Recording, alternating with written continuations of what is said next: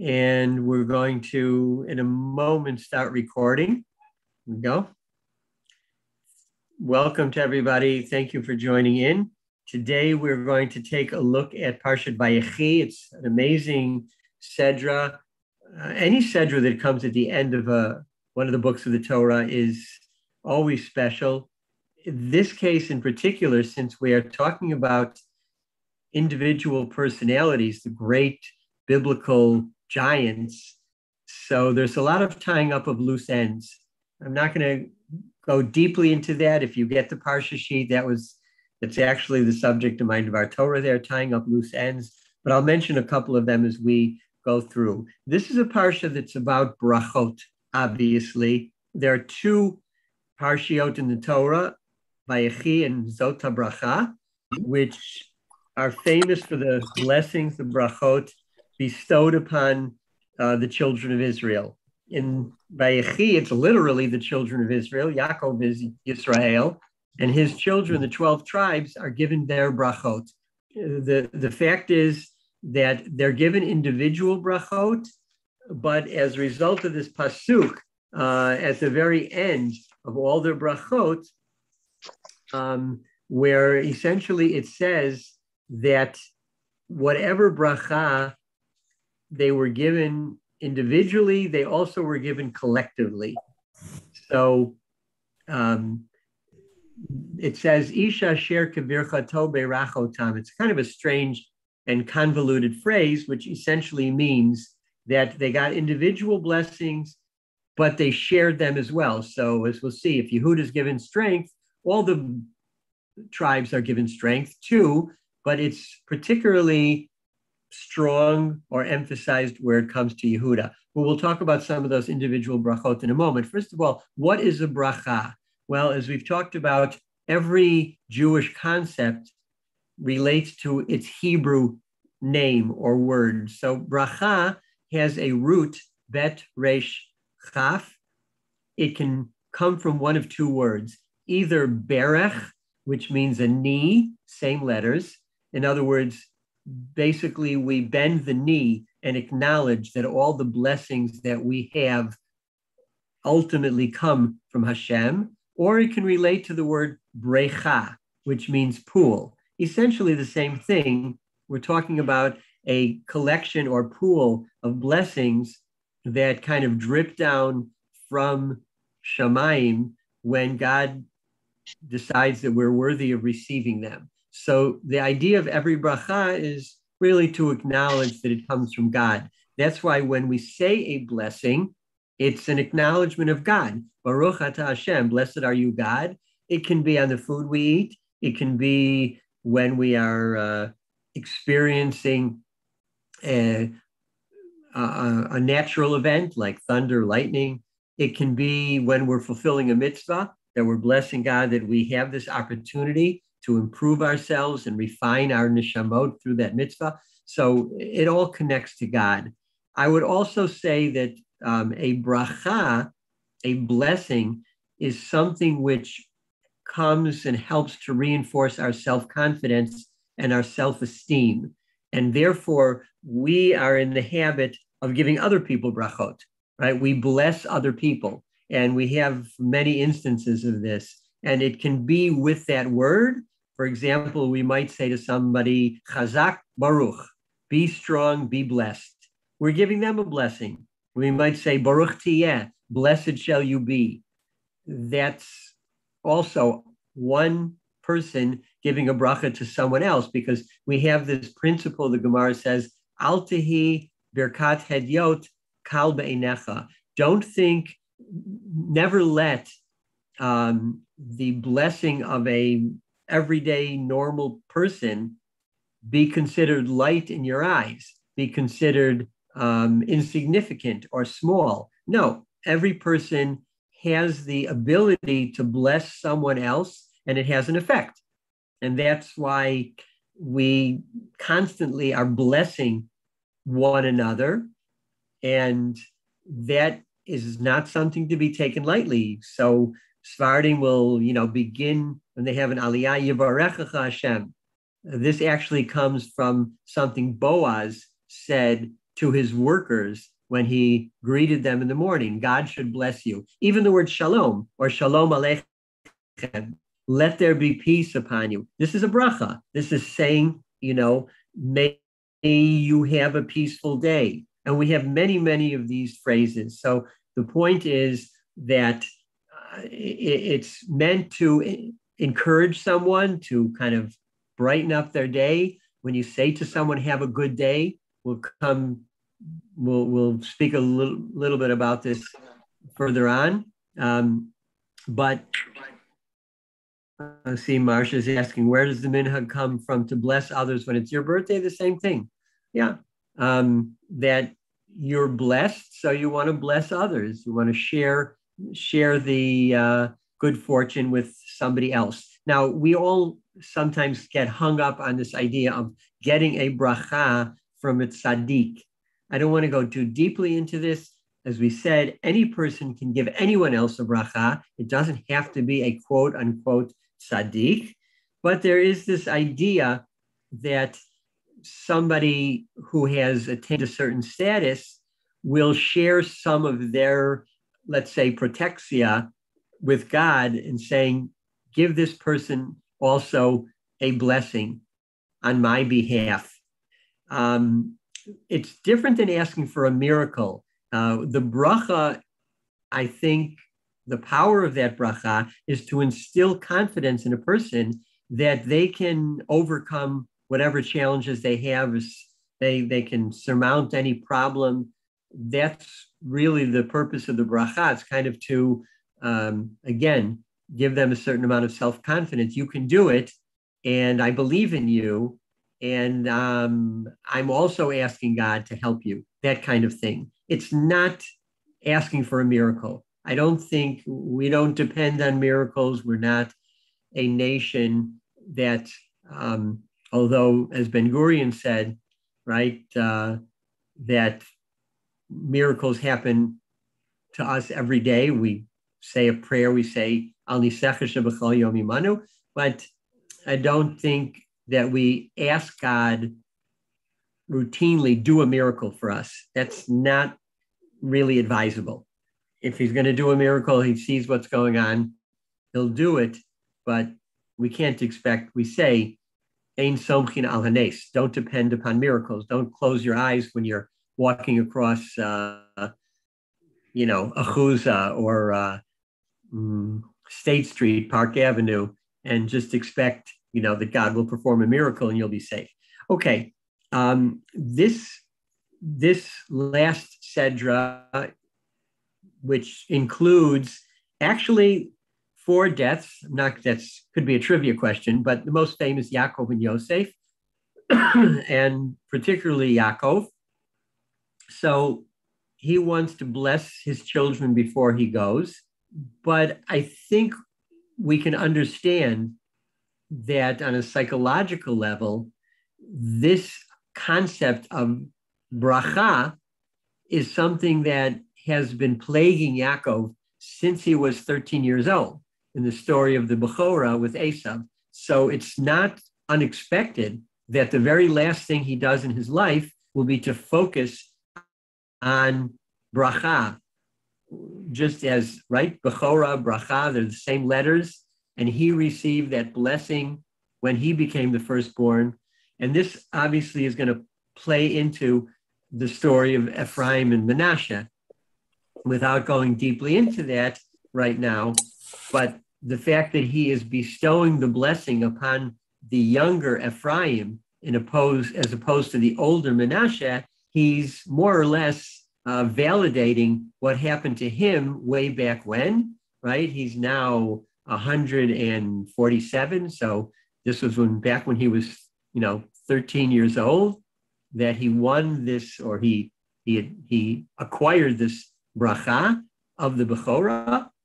And now he's indicating that it's not necessarily given to the elder, but it can also be legitimately given to the younger. And so the story of Ephraim and Manasseh, which again, we'll talk a little bit more about at the end. So Yaakov gathers his children around him, excuse me, he says, Hey asfu v'agidu lachem, agida lachem et asher yikratchem b'achrit yamim. Assemble, gather, and I'm going to tell you what will happen in the end of days. So all the commentators say that Yaakov was going to use his power of prophecy to reveal what will happen in the end of days, when will Moshiach come, who will Moshiach be, all the circumstances, and then suddenly his eyes are closed, so to speak, and he's not able to reveal to them. Or does he? Interesting. We'll see if we can answer that more conclusively, but it appears to be, at least at first blush, that he doesn't reveal it to them, that he stops short of telling them what will be in the end of days. Well, why was he unable to reveal it? So the classic answer is that he was afraid that, well, maybe these children, these tribes, they're not children, they're adults, of course, but maybe they won't be loyal to God. Maybe they will stray from the path and, they won't be worthy of the end of the coming of Moshiach, whatever it may be. and the classic answer to this approach is no. The children gather around him and they say, Shema Yisrael, Hashem Elokeinu, Hashem Echad. Listen, Israel. Of course, his name is Israel, Yisrael, right? Yaakov here is called Yisrael. And his children say to him as if to say, no, Father, listen, we certainly are going to maintain this belief in one God. And you would not have to worry about us.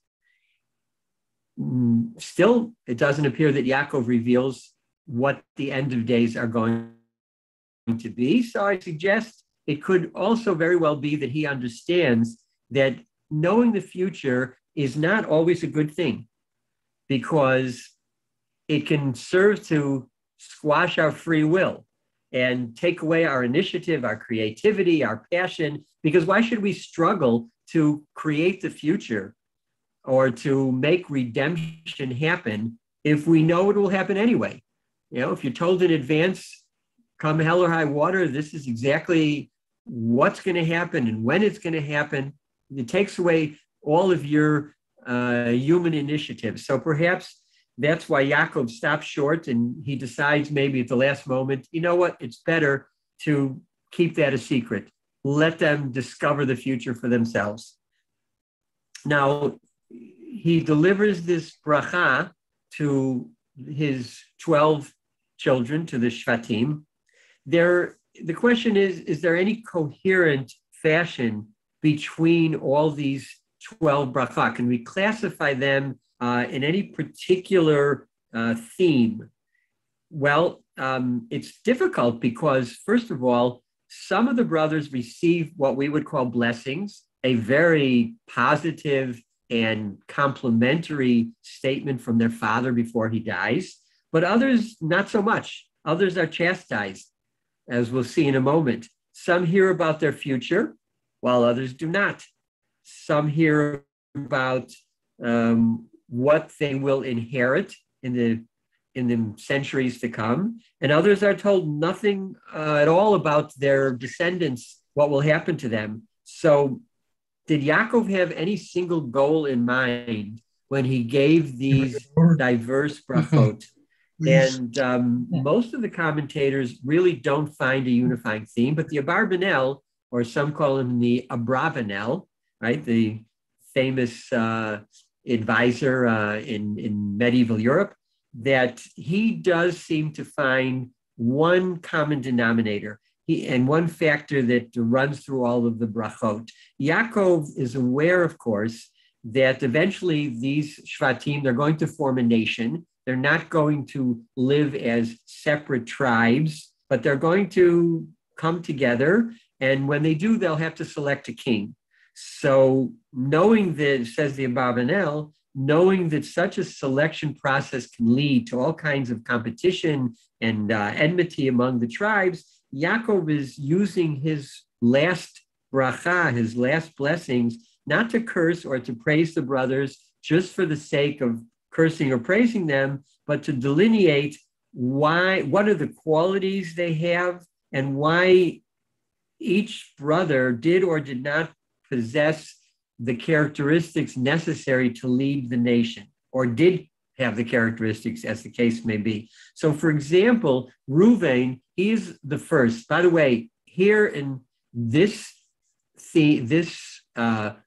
example, or this account of the brachot, Yaakov goes in order of their birth. But if you look at Zot HaBracha at the very end of the Torah, you'll see that it's not done in chronological order or order of birth. But here it is. So, of course, Reuven is going to be first there as well. But he starts out with Reuven, and he is the firstborn. And Yaakov says about him, Bechori ata. It's a very loving phrase. By the way, this is the only one of the blessings, I think, that is of a personal nature, where he says, you are my ex, right? So he says, ata kochi bereshit oni. It's all in the first person. You are the first of my strength. You are the first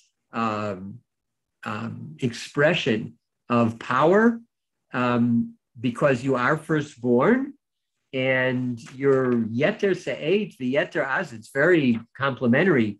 First in rank, first in power. That's a good thing. And, every father, I think, considers their firstborn the reflection of them.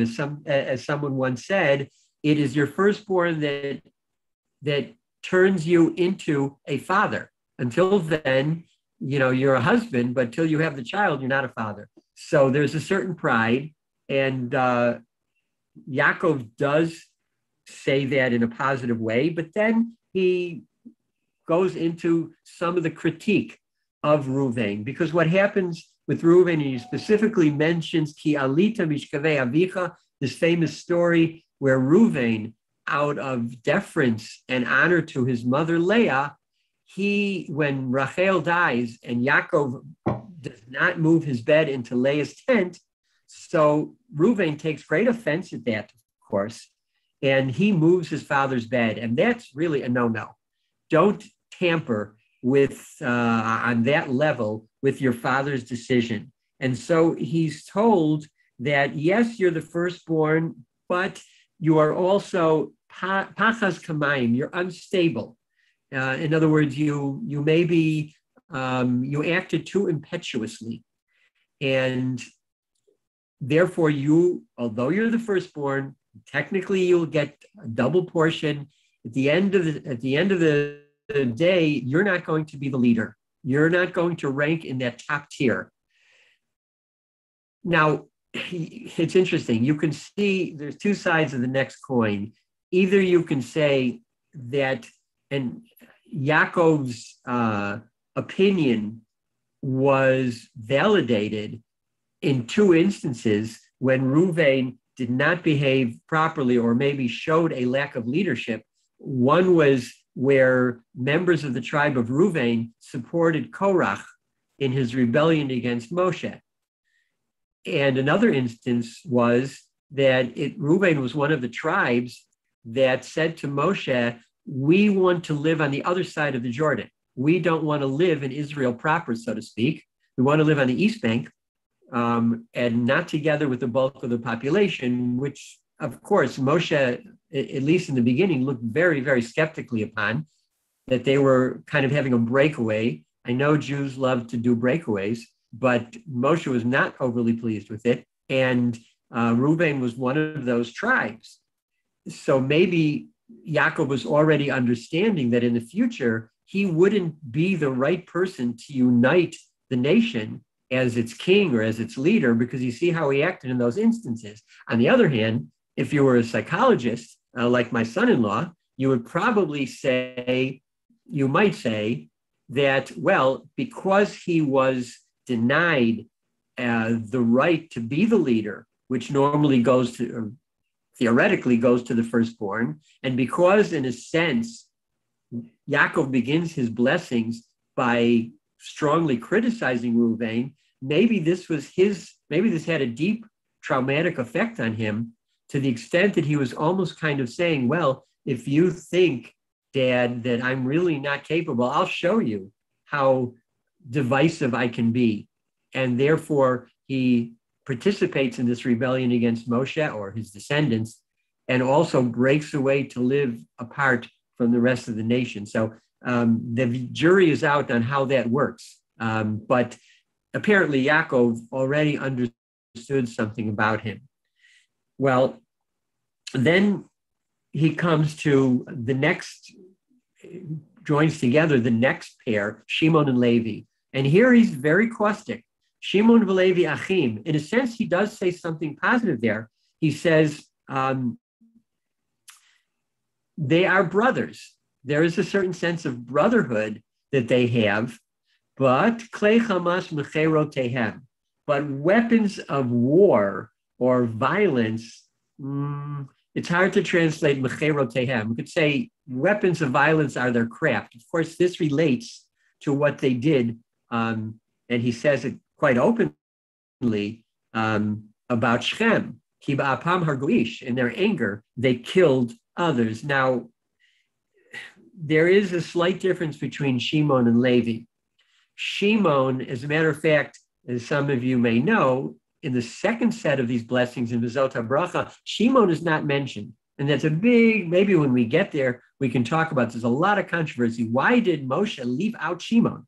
So I'm not going to go there now, but clearly this is not overly positive.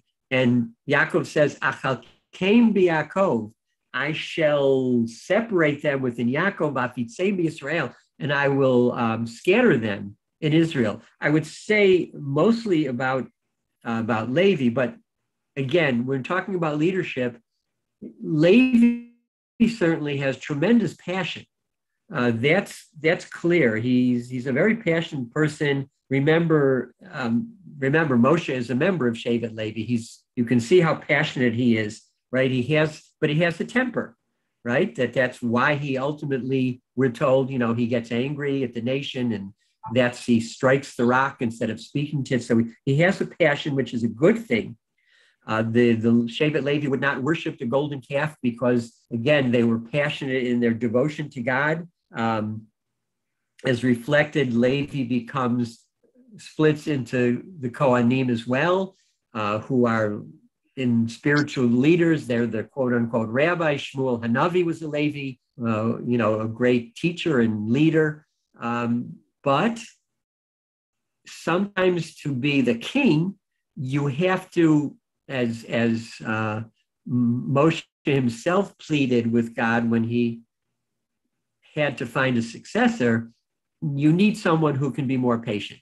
And anger and passion can be a good thing. Righteous indignation is a good thing.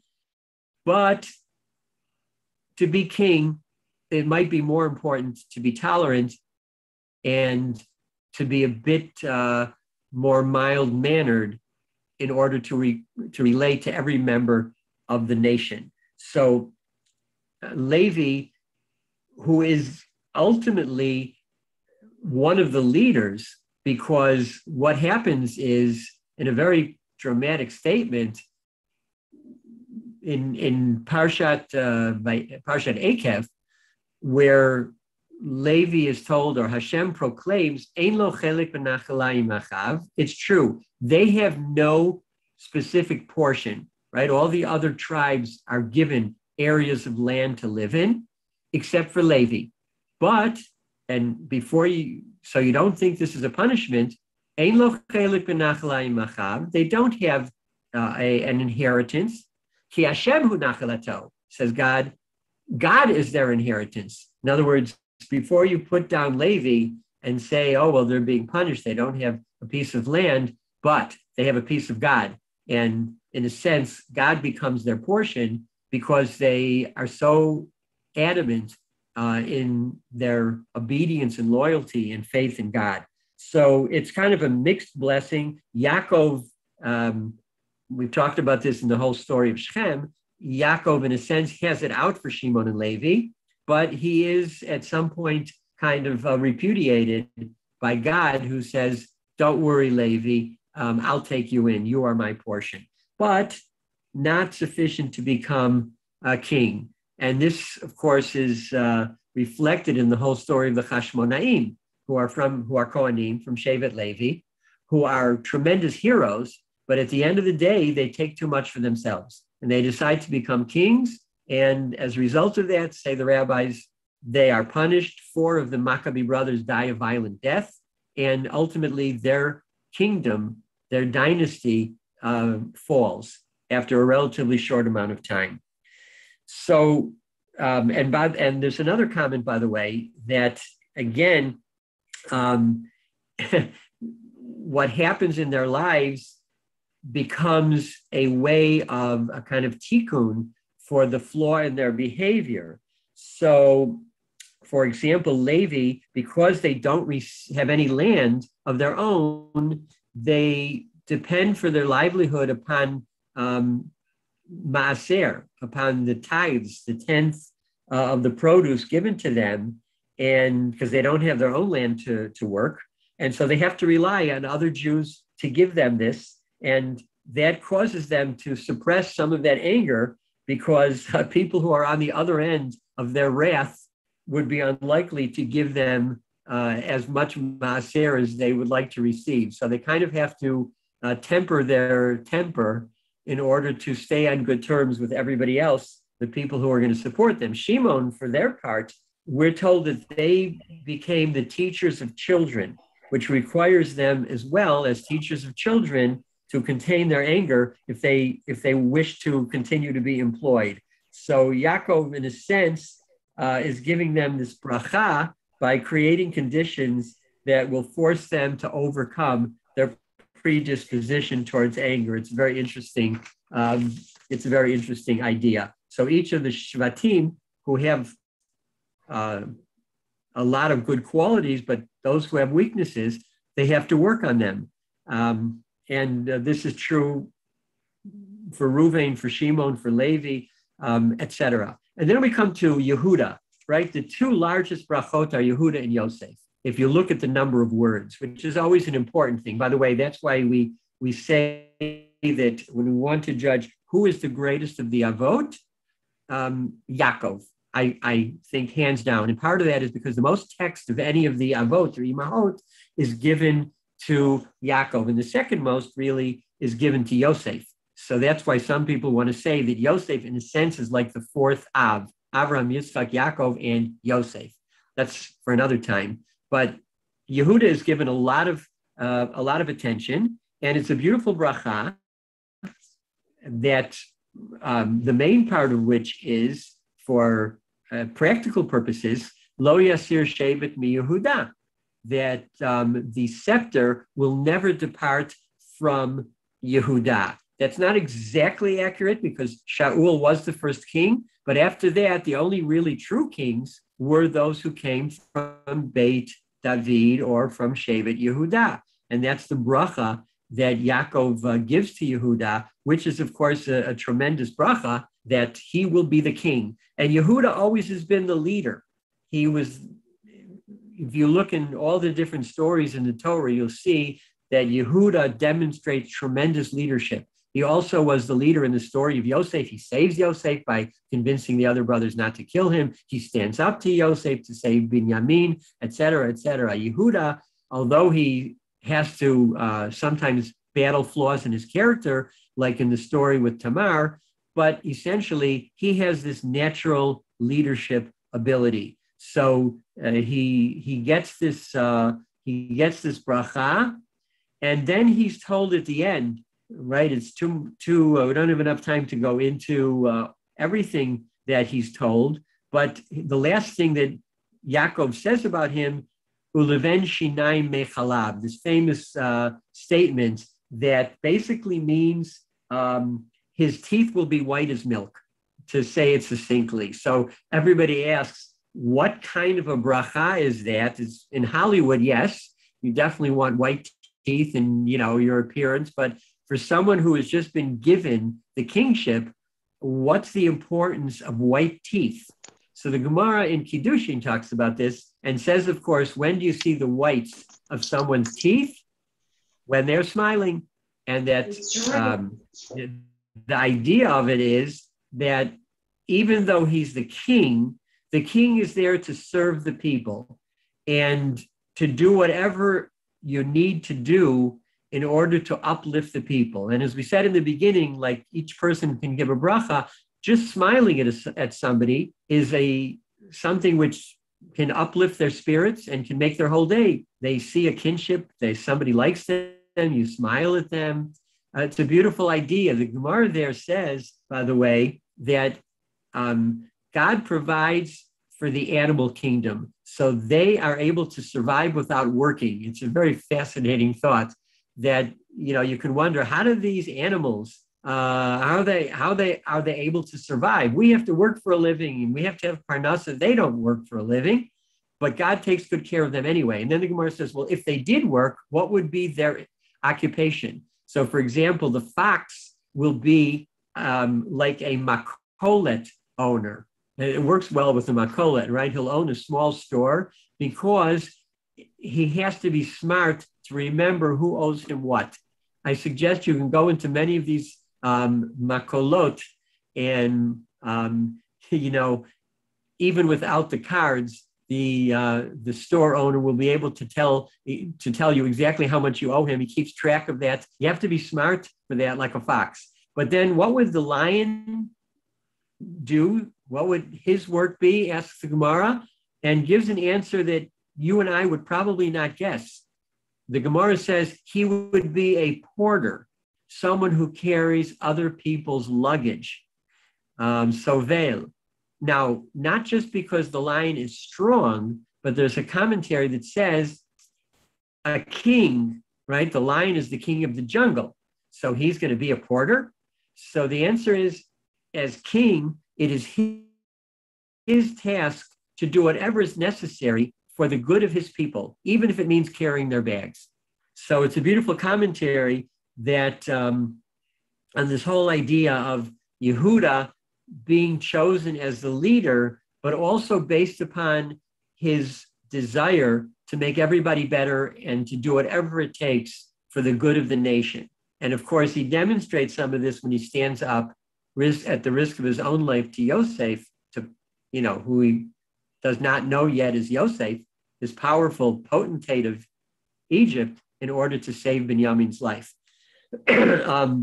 Then the last bracha, which is the other long bracha, is of course Yosef, who is, as we know, Yaakov's favorite in a sense, but still, as though he's his favorite, he's not chosen to be the king or the leader. Yes, from Yosef will come, Yosef's brother from Binyamin will come Shaul, but Yosef is not the one, although he is going to receive a double portion, a firstborn portion through his sons, Ephraim and Manasseh, who each get a full portion in the land.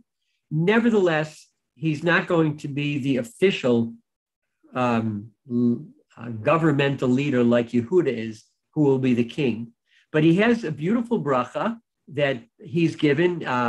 And one of the things that Yaakov says, which we find very contemporary, banot sadu, ale ayin banot sadu, that the women climbed up to the heights in order to see Yosef. He was so beautiful in appearance. He was so good looking. Of course, he knew that in his early days. He prided himself on his good looks. And they would even, says the Medrash, throw jewelry at him to attract his attention. Now, if you've been to concerts, other things might be thrown at rock stars. But in those days, apparently they were throwing jewelry. Everybody wanted to get a glimpse of him. And this, in a sense, is a mixed blessing that Yosef had to overcome the vanity in order to demonstrate the leadership that he would do. And of course, he does that when he saves Am Yisrael, Bnei Yisrael, bringing them to Egypt, etc. So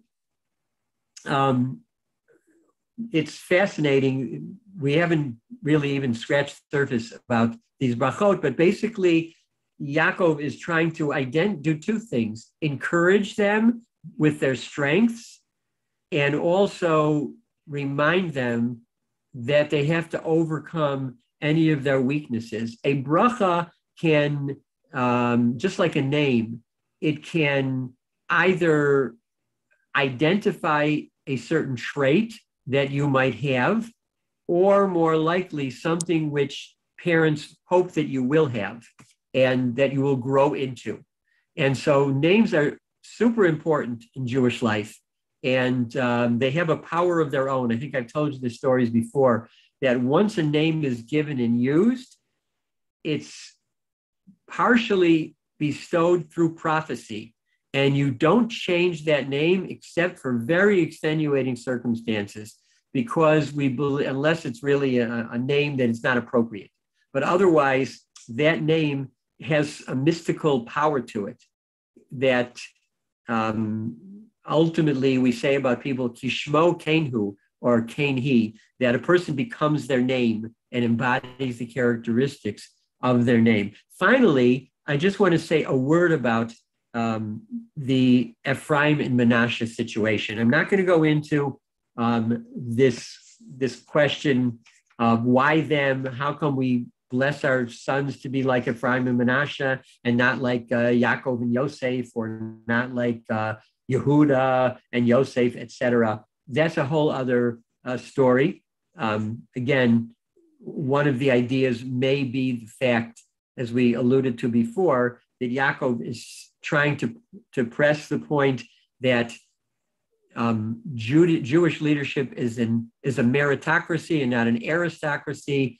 Whoever deserves it most gets it, not based on age. And therefore, Ephraim and Manasseh are examples of that Ephraim gets the better blessing. Manasseh doesn't say anything in opposition, indicating that we can actually live together and we can actually appreciate the good fortune of someone else, even though maybe they think I should have had that honor, but they're willing to let their brother have it or their fellow Jew have it. But one of the points I want to bring out is that when Yaakov, he's blind or semi-blind, so when they bring the boys to him, right, when Yosef brings the boys to him, so Yaakov is confused, and he says, Vayomer mi ela, whose are they?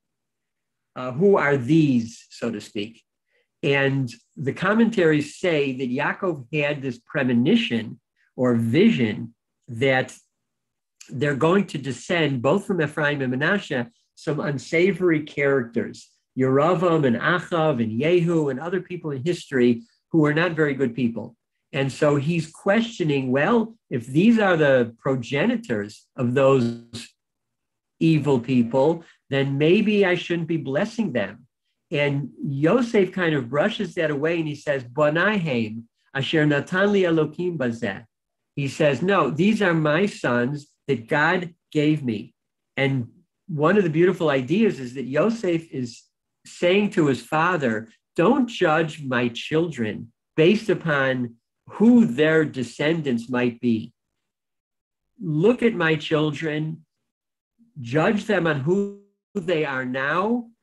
If you consider me to be a tzaddik, or you consider me to be a good person, then you can trust that my children are as well. Don't start thinking about what might happen in the future and where they may go wrong. Love them for what they are right now. God has his own plan. You can't really alter it. All you can do is love the children that are in front of you. And don't think now about what might happen in the future. Just show as much love as you can to them right now. That's what you really need to do.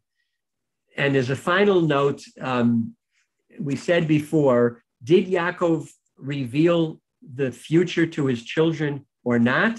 Well, some want to say, although it doesn't appear that he did, but he does say to them, Hey asvu v'hikatsu, gather together, join together so that I might bless you. But basically, that's the future. Some want to suggest he was really saying to them, do you know what the future is, or what the future can be, and what the real blessing is? Come together. You're 12 distinct personalities. Jews are, like all people, have so many different characteristics and personalities and temperaments come together, join together, become one unit, and the future will take care of itself. So a lot to see in Parsha Vayechi. And next week we shall open the book of Shemot, which is, of course, also an amazing sefer with lots to talk about. And same time so far, same time, same place until Mincha changes. Thank you all for joining in. If anybody has a comment, you can unmute yourself. But I wish you all a Shabbat Shalom. I have a Shabbat question. Shalom. A real quick question. Yes.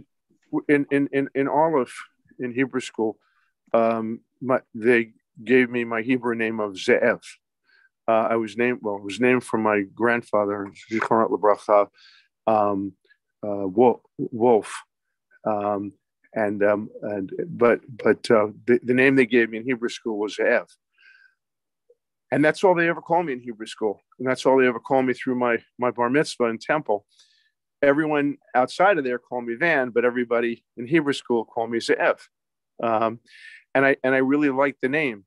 So I tell people sometimes when they ask me, especially if I'm in Israel or I'm with people that are, observant, I use the name Ze'ev. Is that a sin? No, of course not, Zev. That's your name. Use it.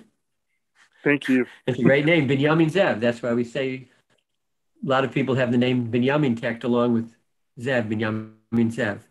Yes. Thank you. Any other question or comment? Okay. Everybody have a wonderful Shabbat. Stay healthy, stay dry, stay safe, and we'll see you, God willing, next week. Okay. Thank you. Thank you. Thank you for joining. Thank you.